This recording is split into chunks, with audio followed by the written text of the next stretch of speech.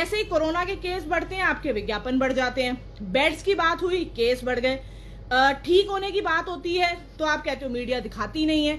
Home quarantine करा रहे हो, मतलब आप कर क्या रहे हो? आपको समझ भी आ रहा है आप क्या कर रहे हो? आप कोरोना को चैलेंज कर रहे हो क्या? आप कहते हो जी हमने 5000 बेड बना दिए, उसी दिन जो है भगवान कहता है लो जी और पेशेंट ले लो।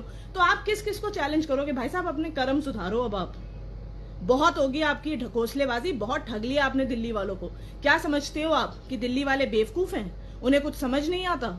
सर जी सबको सब समझ आता है। इसी जनता ने आपको जिताया है, तीसरी बार बने हो ना आप सीएम, तो ये आपकी जनता के प्रति है, ये आंसरेबिलिटी है आपकी।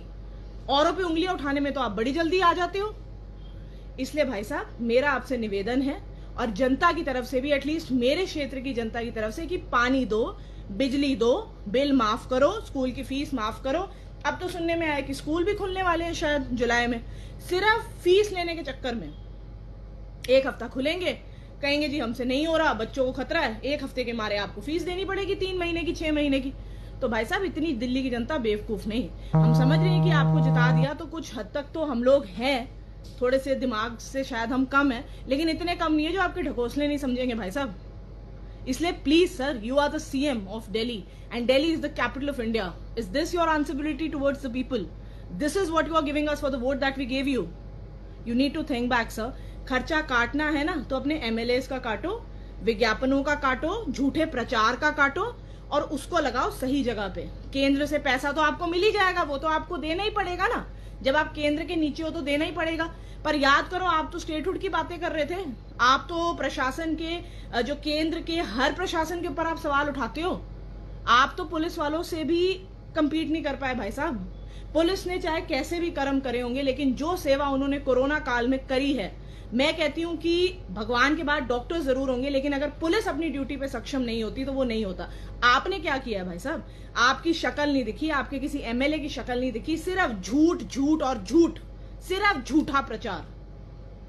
इसलिए अब बस करो और दिल्ली को बख्शो।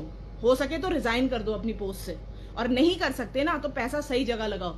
बहुत सैलरी है आपके प्रशासन की भी, अगर 1 महीने 2 महीनों में सैलरी नहीं मिलेगी तो उन्हें कुछ हो नहीं जाएगा, बाद में कर लेंगे घोटाले वो भी आपके साथ। और आपके एमएलए की सैलरी कटवा दीजिए भाई साहब, बहुत पैसा आ जाएगा आपके पास। मेरी बात से आप लोग सहमत हो तो इस वीडियो को आगे शेयर करना, और ये याद रखना कि इस बार गलती कर दी है, अगली बार की तैयारी कर लो।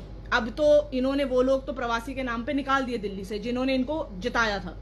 अब दूसरा वोट बैंक तैयार हो रहा है, और वो वोट बैंक का तो मैं नाम भी नहीं लेना चाहती।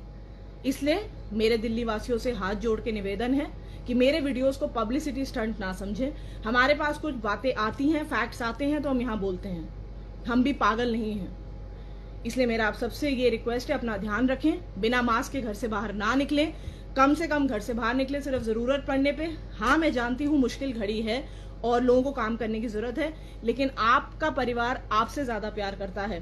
पैसा आ जाएगा नहीं आएगा वो देखा जाएगा, लेकिन जिंदगी दोबारा नहीं मिलेगी, और एटलीस्ट दिल्ली के लोगों के लिए कोई मसीहा नहीं है। जय हिंद, जय भारत। अगर आपने हमारे चैनल को सब्सक्राइब नहीं किया है तो सब्सक्राइब कीजिए, लाइक कीजिए, शेयर कीजिए, और हाँ बेल आइकन को दबाना ना भूलें ताकि बाकी अपडेट्स आपको सबसे पहले मिलती रहें। नमस्कार।